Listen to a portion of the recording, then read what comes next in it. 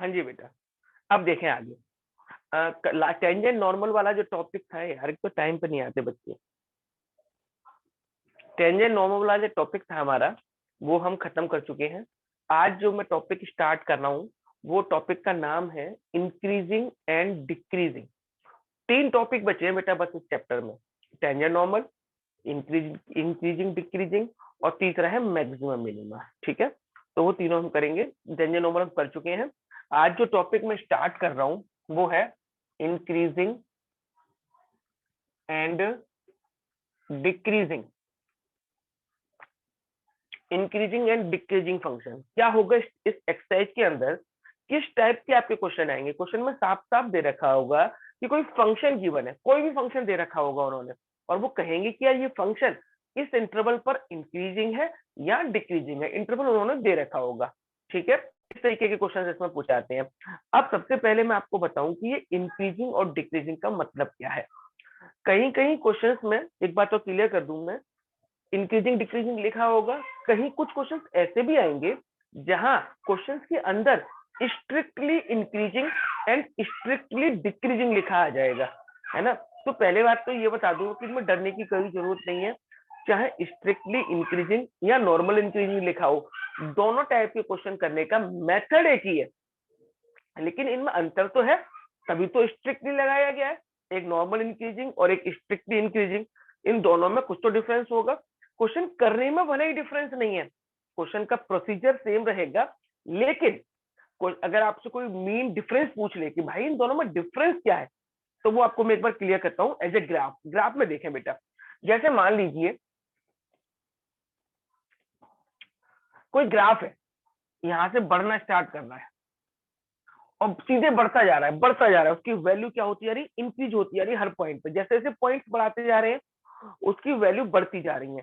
तो ऐसे function strictly increasing function होते हैं। कैसे होते हैं, स्ट्रिक्टली इंक्रीजिंग, मतलब बढ़ते जा रहे हैं लगातार।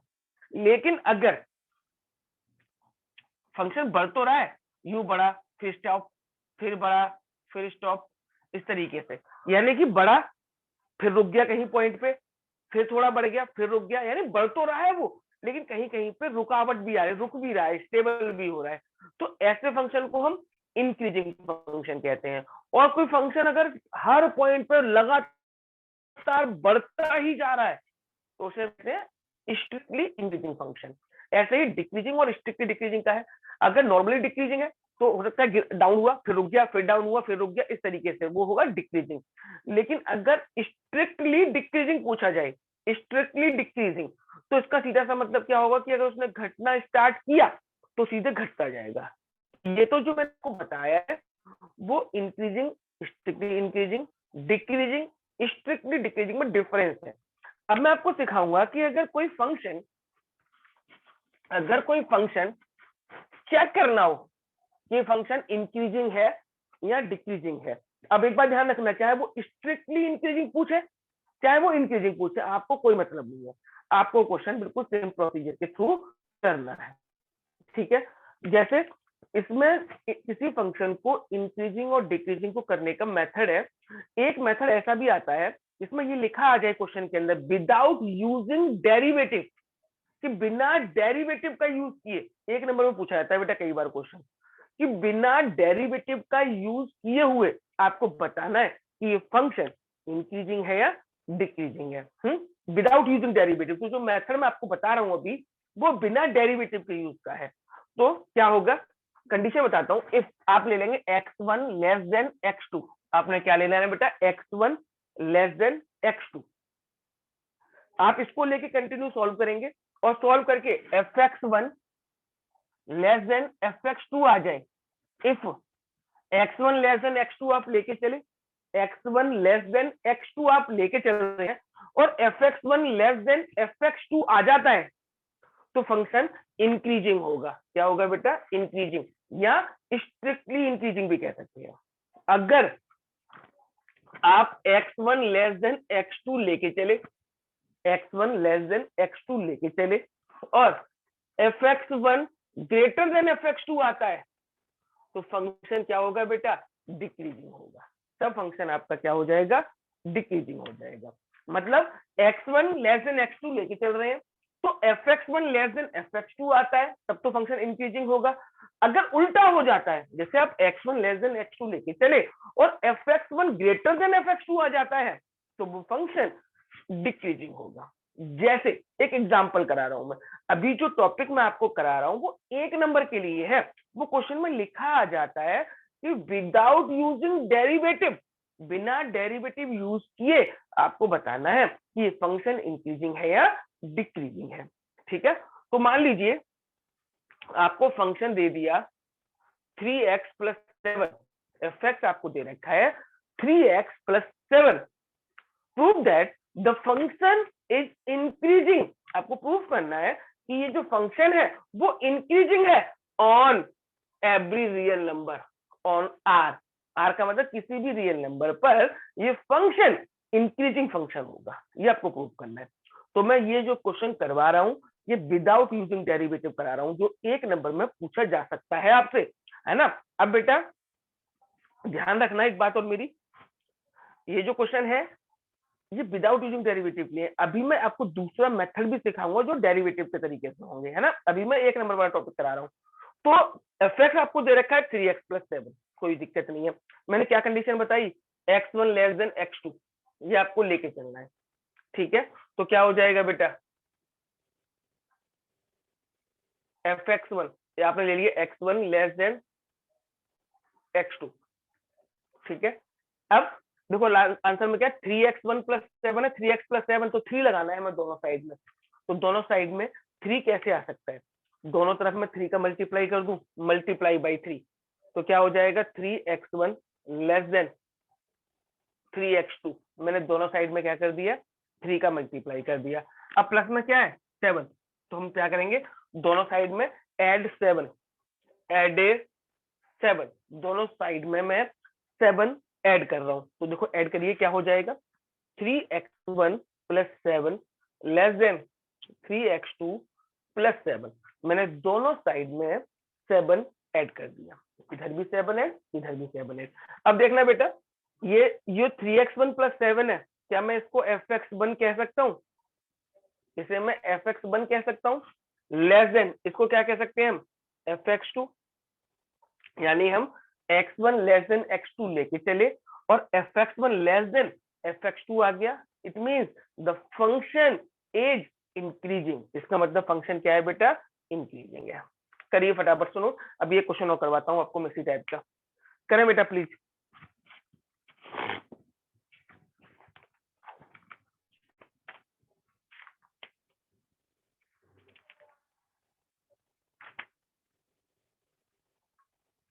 ये क्वेश्चन मैंने कर दिया है, एक क्वेश्चन मैं आपके सामने लिख रहा हूं वो आप करके दिखाओ। ठीक है, फंक्शन एफ एक्स आपको दे रखा है 5x माइनस 17, 5x माइनस 17 ये लिख दिया मैंने यहाँ पे, f x equal to 5x minus 17, है ना, विदाउट यूजिंग डेरिवेटिव, बिना डेरिवेटिव का यूज किए हुए आपको बताना है कि ये फंक्शन इंक्रीजिंग फंक्शन है। करो बेटा प्लीज।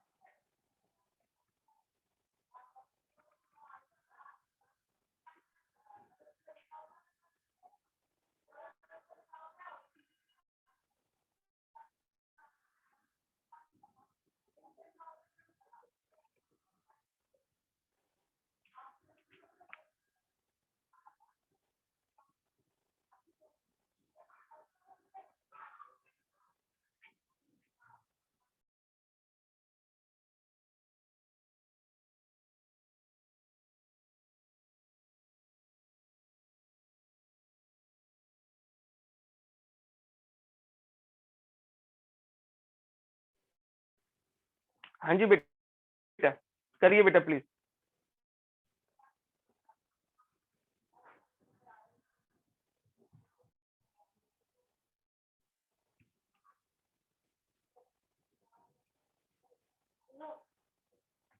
जल्दी करके दिखाओ बेटा क्वेश्चन ये।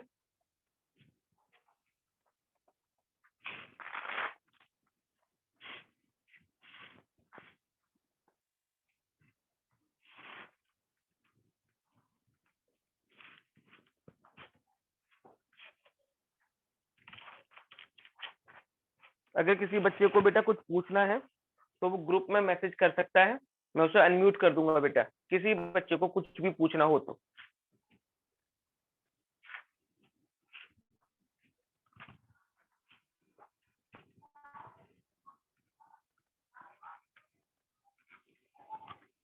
ये क्वेश्चन हो गया बेटा सबका?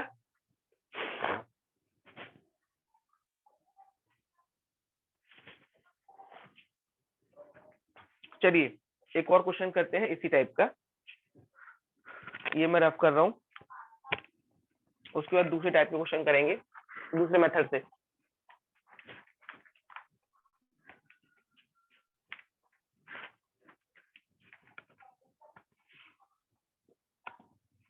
अगर क्वेश्चन बेटा आपके सामने दे दिया जाए F x equal to -2x+5 और आपको प्रूफ करना है कि ये फंक्शन स्ट्रिक्टली डिक्रीजिंग है। क्या है बेटा? ये फंक्शन स्ट्रिक्टली डिक्रीजिंग करना है, इसको, इस फंक्शन को स्ट्रिक्टली डिक्रीजिंग करना है। तो सबसे पहले क्या करेंगे बेटा आप, पहले बताओ fx1 कितना होगा, मैं fx1 पहले निकाल के दिखा देता हूँ। तो -2x1+5। अगर मैं fx2 पूछूं आपसे कि fx2 कितना होगा, तो fx2 बेटा आपका होगा -2x2+5। ये आपने fx1 और fx2 निकाल लिया। ठीक है, अब स्टार्ट करो पहले x1 लेस देन x2 का। x1 लेस देन x2 जो मैंने तरीका बताया,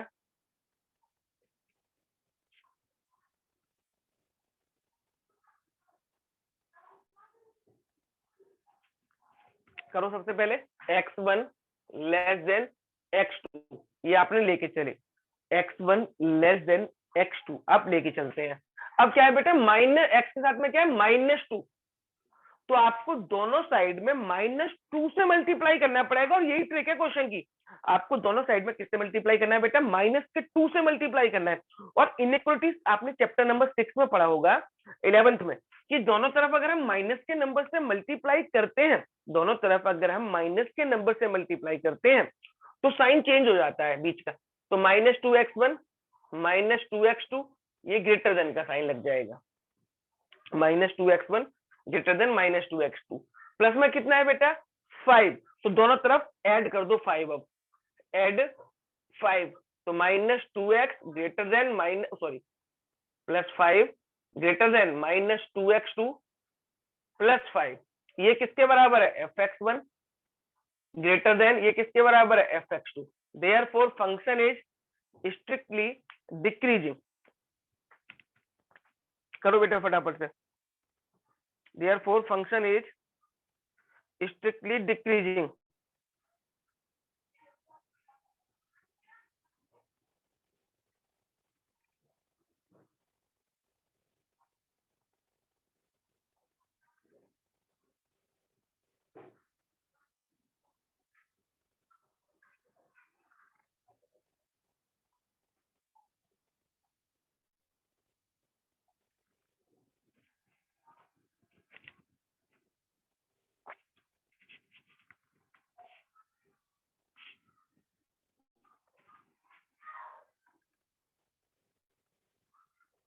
बेटा ये इनइक्वालिटीज की कंडीशन है गौरव, इनइक्वालिटीज की कंडीशन ये है कि दोनों साइड में अगर हम माइनस के नंबर से मल्टीप्लाई करें या माइनस के नंबर से डिवाइड करें तो बीच का जो सिंबल है वो क्या हो जाता है, चेंज हो जाता है। अगर नॉर्मल नंबर से मल्टीप्लाई करें, नॉर्मल नंबर से डिवाइड करें तो कोई दिक्कत नहीं है, लेकिन अगर हम माइनस के नंबर से मल्टीप्लाई या माइनस के नंबर से डिवाइड करते हैं तो हमारा बेटा साइन चेंज हो जाता है ना, इसलिए मैंने साइन चेंज किया है बीच वाला।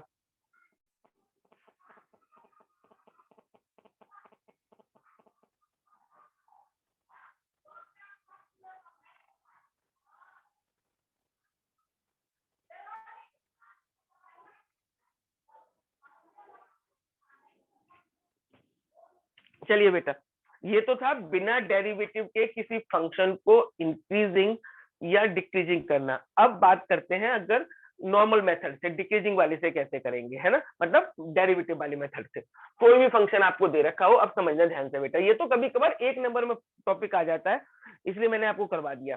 अब अगर मान लो कोई भी फंक्शन, जैसे वही फंक्शन ले ले जो भी मैंने लिया था, F x equal to 2x+3, मान लो यही मैंने फंक्शन ले लिया। आपको प्रूफ करना है कि आर पर, ऑन आर, ये फंक्शन इंक्रीजिंग है आर पे।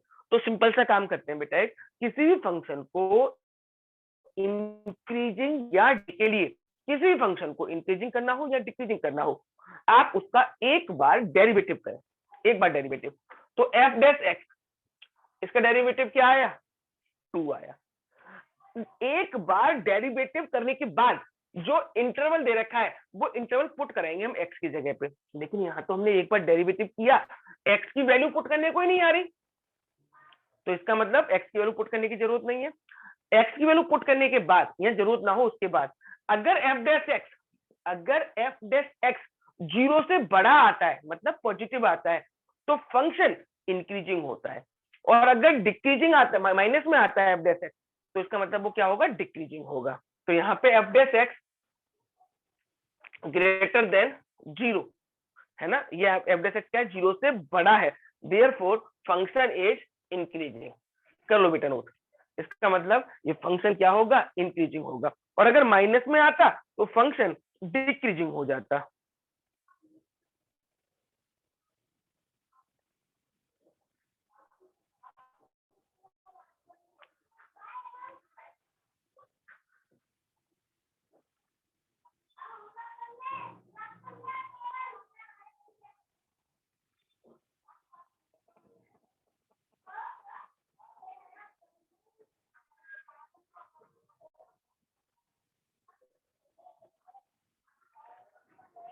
चलिए बेटा अब देखो आगे, अब मैं और क्वेश्चंस को लेके चलता हूं आगे।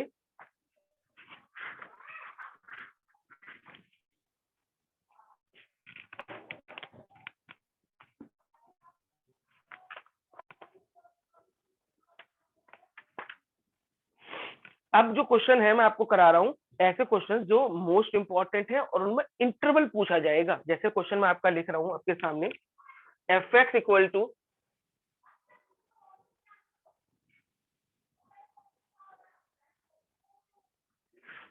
10 माइनस 6x माइनस 2x²। मान लीजिए ये कोई क्वेश्चन दे दिया बेटा, f x equal to 10 minus 6x minus 2x²। ये कोई क्वेश्चन दे रखा है आपसे, क्या कहा गया, अभी तो जो क्वेश्चन थे उसमें क्या था, इंटरवल दे रखे थे। इसमें क्या है, क्वेश्चन किस टाइप का आएगा कि कोई फंक्शन दे रखा है, आप बताइए ये फंक्शन किस इंटरवल पर इंक्रीजिंग होगा और किस इंटरवल पर डिक्रीजिंग होगा। फाइंड द इंटरवल, कि किस इंटरवल पर ये फंक्शन इंक्रीजिंग होगा, डिक्रीजिंग होगा। ऊपर इंपॉर्टेंट टॉपिक लिख दो बेटा, इंपॉर्टेंट है फाइंड द इंटरवल का क्वेश्चन, इंटरवल निकालने का क्वेश्चन इंपॉर्टेंट है, आता है एग्जाम के अंदर, ठीक है। तो कैसे करेंगे, अब मुझे इसका इंटरवल निकालना है कि ये फंक्शन किस इंटरवल पर इंक्रीजिंग है और किस इंटरवल पर ये फंक्शन डिक्रीजिंग है। कैसे करूंगा, सबसे पहले आप इस फंक्शन का एक बार डेरिवेटिव करो, एक बार डेरिवेटिव करो बेटा इसको। f10 का डेरिवेटिव 0, -6 माइनस 2 ऐसे का ऐसे, x² का डेरिवेटिव 2x -6 माइनस 24x। एक बार हमने डेरिवेटिव कर लिया।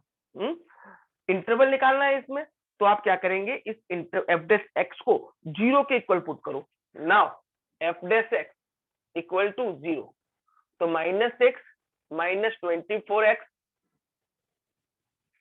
Equal to 0। मैंने एफ डैश एक्स को 0 के इक्वल रख दिया। अब आप यहां से x की वैल्यू निकालो बेटा, किसकी वैल्यू निकालो, x की वैल्यू निकालेंगे। बेटा गलत है बेटा, 4 आएगा, ओनली 4, मैंने 12 कर दिया, 4x है, -4x है बेटा। अब इसको 0 के इक्वल रखा, तो -6 माइनस 4x इक्वल टू 0, तो -4x माइनस का 6 इधर आके प्लस का 6 हो गया। x की वैल्यू निकालेंगे तो माइनस का 3/2, एक्स की वैल्यू क्या आ गई बेटा आपकी -3/2। यहां तक बताओ बेटा कोई प्रॉब्लम हो तो। एक्स की वैल्यू हमने निकाल दी, एक्स की वैल्यू निकल गई हमारी -3/2। इसके बाद हम क्या करेंगे, अब आगे देखो,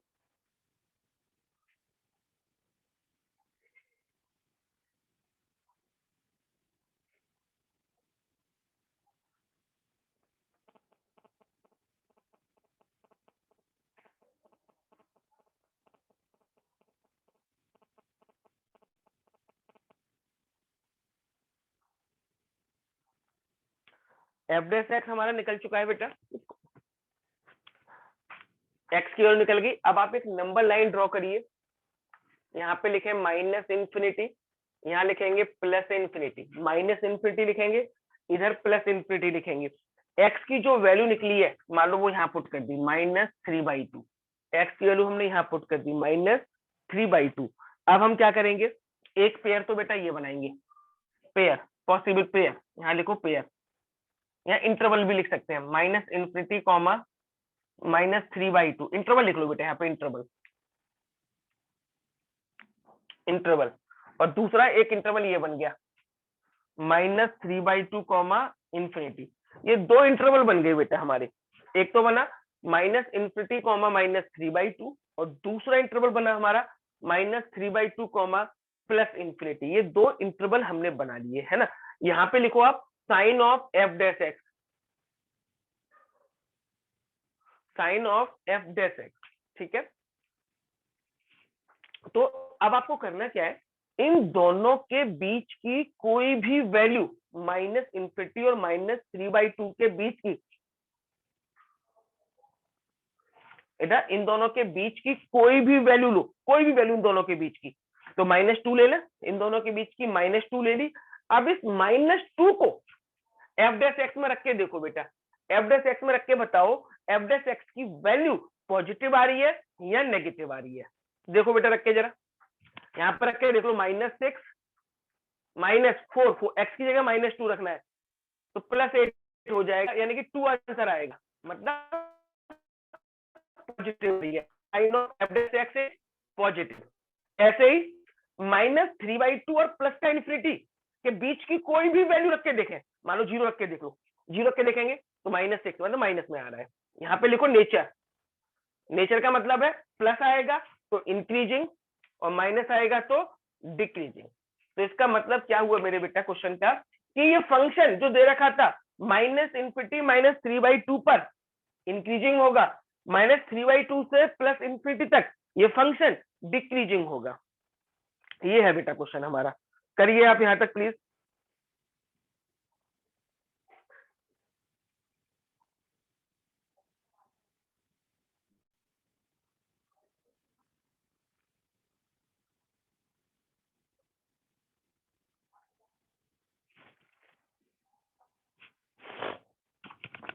एक क्वेश्चन मैं आपके सामने और लिख रहा हूँ इसी टाइप का, है ना, वो आप करके देखें अब।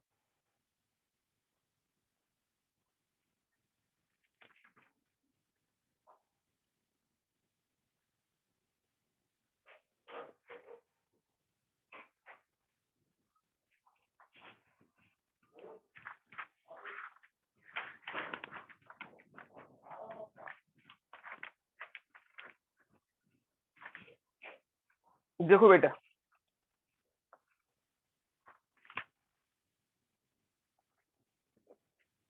F x equal to -2x³ -9x² -12x+1। करो बेटा, बताना है कि ये फंक्शन किस इंटरवल पर इंक्रीजिंग होगा और किस इंटरवल पर डिक्रीजिंग होगा। करो बेटा सेम प्रोसीजर के साथ।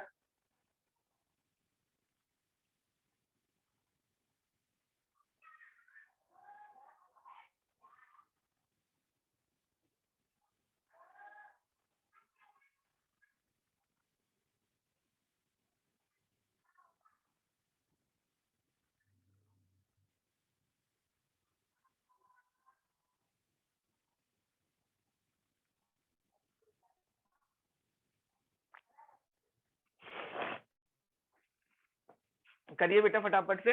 एक बार आप लोगों ने इसको डेरिवेट करना पड़ेगा। सबसे पहले एफ डैश एक्स निकालो, क्या आएगा डेरिवेटिव बोलो। 3 आगे -6x² -18x -12, ये आ गया। एफ डैश एक्स, इसमें से -6 कॉमन निकाल लो बेटा। पहले मैंने -6 कॉमन निकाल दिया। -6 हम कॉमन निकालेंगे तो क्या बचेगा, x² -3x -2। बेटा इसको मिडिल टर्म स्प्लिट करें जरा प्लीज।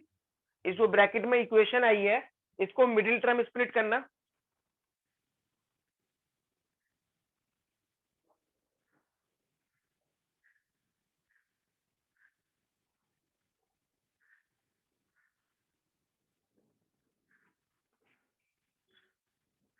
मिडिल टर्म स्प्लिट करो बेटा इस इक्वेशन को।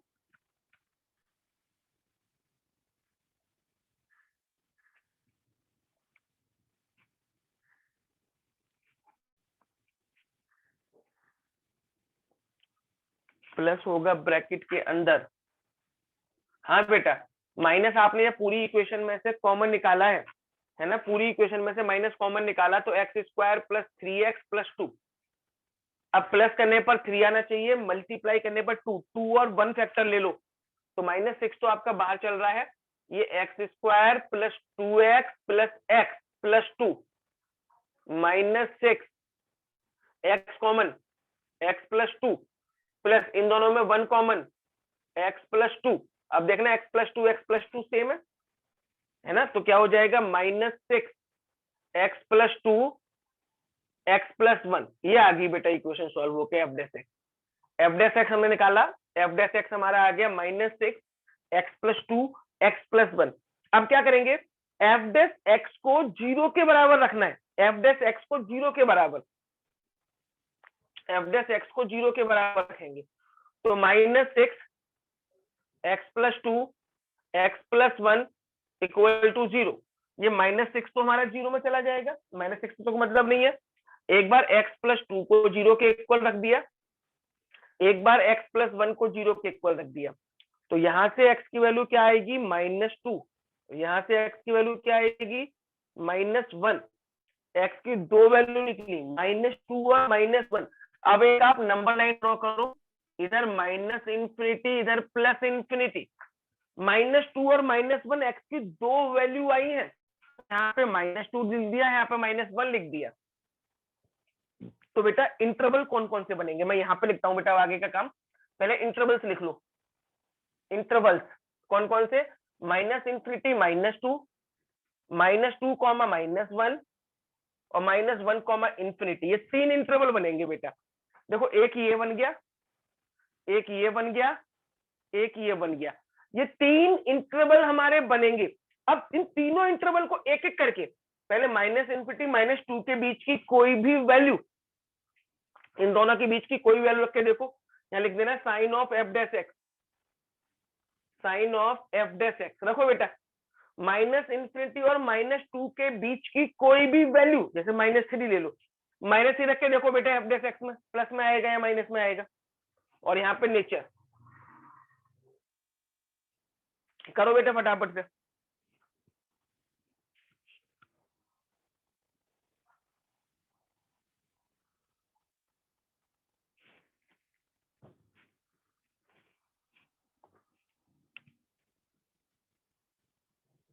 कर लेंगे बेटा इस क्वेश्चन को। पहले पे माइनस का आएगा, इसमें प्लस का और फिर ये माइनस का आएगा। ये 3 साइन आएंगे बेटा, माइनस प्लस माइनस। पहले वाला डिक्रीजिंग, इस वाले इंटरवल पर इंक्रीजिंग, इस पर फिर से डिक्रीजिंग।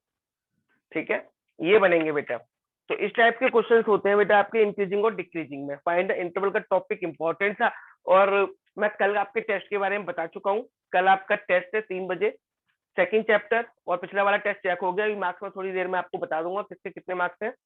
और सेकंड चैप्टर है कल, थर्ड चैप्टर और फोर्थ चैप्टर, 3 चैप्टर का टेस्ट है बेटा आपका, सेकंड, थर्ड एंड फोर्थ। ठीक है, थोड़ा, और ये बहुत आसान चैप्टर है, इनमें कुछ भी नहीं है।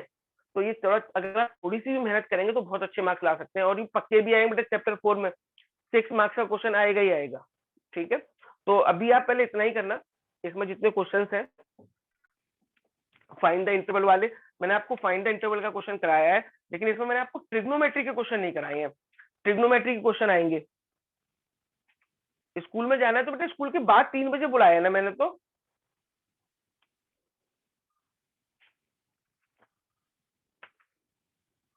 ठीक है बेटा, कल अब इसमें ट्रिग्नोमेट्री के क्वेश्चन रह गए हैं, कल मैं इंटरवल के या इंक्रीजिंग डिक्रीजिंग के ट्रिगो वाले क्वेश्चन कराऊंगा, तो ये टॉपिक हमारा खत्म हो जाएगा नेक्स्ट क्लास में। ज्यादा कुछ नहीं है, बस इसमें मेन टॉपिक यही है कि आपको कोई फंक्शन इंक्रीजिंग या डिक्रीजिंग करना है। ठीक है बेटा, करें। और हाँ, एनसीईआरटी में भी क्वेश्चन है, एनसीईआरटी में क्वेश्चन नंबर 4 या क्वेश्चन नंबर 5 है, उसके सारे पार्ट जरूर कर लेना बेटा, इंक्रीजिंग या डिक्रीजिंग के, कि आपको इंटरवल इंक्रीजिंग है या डिक्रीजिंग है ये फाइंड आउट करना है। पूरा टॉपिक हर क्वेश्चन होगा बिल्कुल सेम तरीके से, फंक्शन दे रखा होगा, एक बार सबसे पहले आप उस फंक्शन का डेरिवेटिव करें, जब डेरिवेटिव हो जाए तो उसको 0 के इक्वल रख दें, 0 के इक्वल रखने के बाद एक्स की वैल्यू निकालें, और एक्स की वैल्यू जो निकलेंगी वो यहाँ पे पुट कर देंगे इस लंबा लाइन पे, यहां से आपको पॉसिबल पेयर बनाने हैं। ठीक है, चलो बेटा फिर ऐसा कर 4 बजे रख दें टेस्ट आपका, 4 बजे,